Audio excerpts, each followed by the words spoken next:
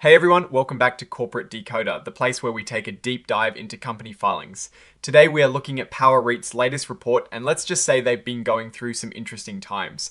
It is like a financial roller coaster, and we're about to break down every exhilarating and terrifying moment. You can find us on Discord. Linked in the description below, where we discuss these reports in real time. Alright, let's cut to the chase. This is Power REIT's quarterly report, a look under the hood of their business operations and financial health. First off, let's look at their shares. As of the 30th of September 2025, they had about 3.39 million common shares outstanding. This is important because it is the base number we use for things like earnings per S-share. Now, onto the balance sheet. This is a snapshot of what the company owns and owes. Total assets took a pretty big tumble from $46 million at the end of 2024 to just under $28 million by the 30th of September 2025. That is a significant drop. A big reason for this drop is assets held for sale. They had over $24 million worth of properties they intended to sell at the end of 2024, and by September 2025, that number was down to about 6.4 million. This means they've been trying to unload properties. On the flip side, their total liabilities also dropped significantly from nearly 39.4 million down to about 21.7 million. This is good. It means they've been paying down their debts. See this line here, current portion of long-term debt. This dropped from over 17 million down to just 750,000.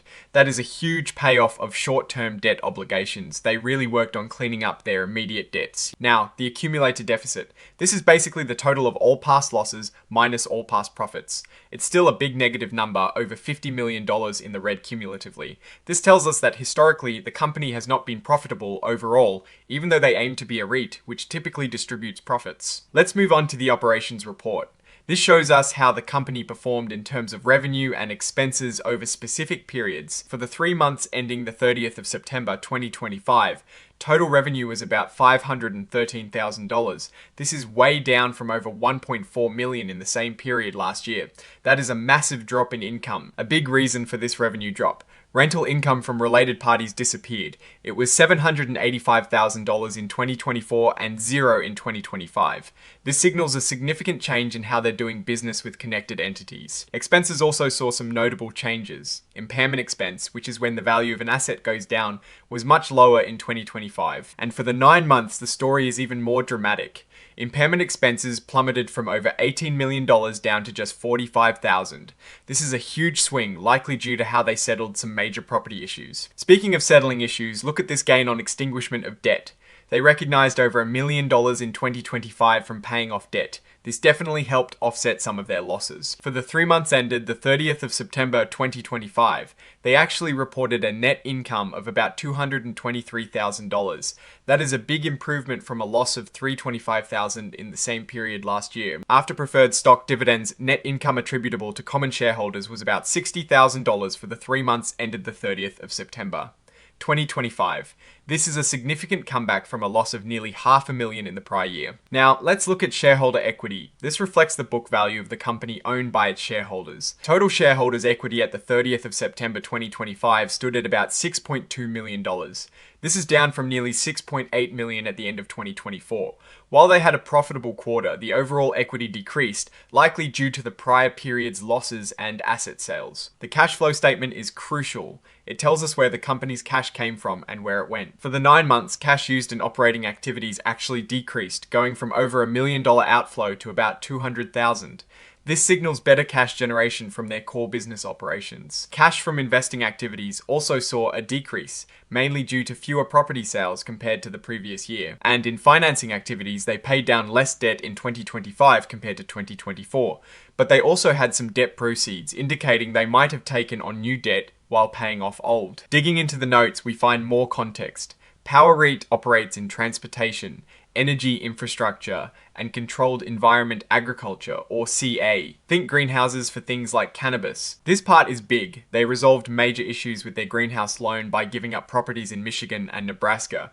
This was a significant step to get out of a default situation. And this write-off, along with settling the loan, clearly explains why their asset values dropped so much and why impairment charges decreased dramatically. Here they explain their accounting methods. They are using generally accepted accounting principles, or GAAP, which is standard. This section details their intangible lease assets. These are essentially the value of in-place leases when they acquire a property. It decreased slightly, which is normal as it gets amortized or spread out over time. Their depreciation schedules are pretty standard, with varying useful lives for different types of structures. This is a critical section. It addresses whether the company can stay in business for at least the next 12 months. At the end of 2024, there were serious concerns about their ability to continue operating.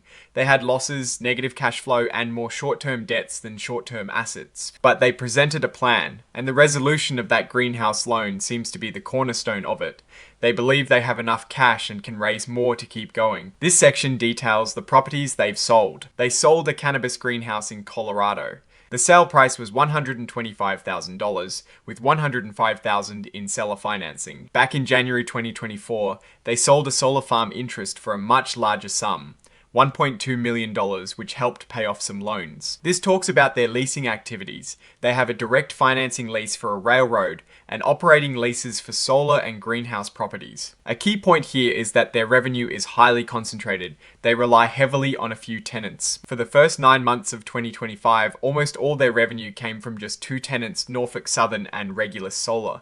This is a significant concentration risk. If either of them has problems, Power REIT feels it hard. Here is a look at their long-term debt. They have a loan related to their solar operations, the 2015 PWS loan, which had an initial amount of over $10 million and has a 4.34% interest rate, and a significant loan for their railroad operations, the PWPWV loan, which was for $15.5 million at a 4.62% interest rate. This again highlights the impact of resolving the greenhouse loan, resulting in a substantial non-cash gain. This section details the impairments they've taken and the assets they plan to sell. We saw those assets held for sale numbers earlier. They are actively trying to sell off properties, which is a strategy to generate cash and reduce liabilities related to those assets. This covers their stock options and other compensation for employees and trustees. They have an equity incentive plan to grant stock options and other awards to attract and retain talent. Looking at their stock option activity, by the end of September 2025, they had about 187,500 options outstanding with an exercise price of $13.44. Power REIT actually operates as a single reportable segment. This means their management views the entire business as one unit. This section discusses transactions with related parties, specifically in this case, entities connected to David H. Lesser, their chairman and CEO. They had past relationships with companies affiliated with the CEO, including leases for some of their properties. However, these leases are now in default and terminated, so that stream of income is gone. This covers any ongoing legal matters or potential future liabilities. There is a current lawsuit filed against them over alleged utility charges for a California property. This is where they lay out all the potential dangers to their business, and there are quite a few. They admit to material weaknesses in their internal controls. This is a big red flag, meaning their financial reporting might not be as reliable as it should be, and they cannot guarantee these weaknesses will be fixed soon or that new ones won't pop up.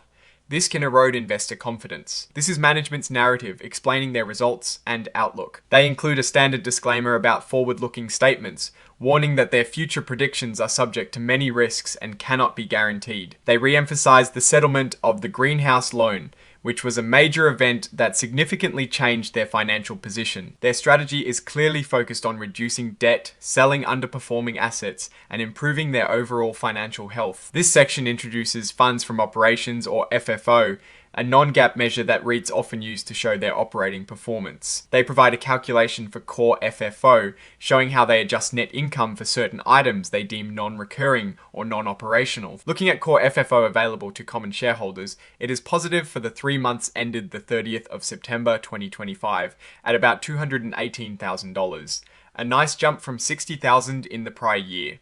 However, for the 9-month period, it is still negative at over $740,000. This shows that while they had a good quarter, the year-to-date performance is still a challenge. What is the story here? Power REIT has been navigating some rough waters. They've been actively selling off assets, paying down significant debt, and dealing with the fallout from problematic loans, like the greenhouse loan. The resolution of that loan was a massive turning point, clearing out a major liability and reducing their impairments significantly. This allowed them to report a profitable quarter and reduce their accumulated losses. However, the company is still heavily reliant on a few key tenants, and they've admitted to material weaknesses in their internal controls, which is a serious concern for investors. They are clearly focused on improving their balance sheet and liquidity, but the path forward still involves navigating considerable risks. The shift in strategy to explore distressed real estate situations could be interesting, but it also carries its own set of challenges. Alright, that is our breakdown of Power REIT's latest filing.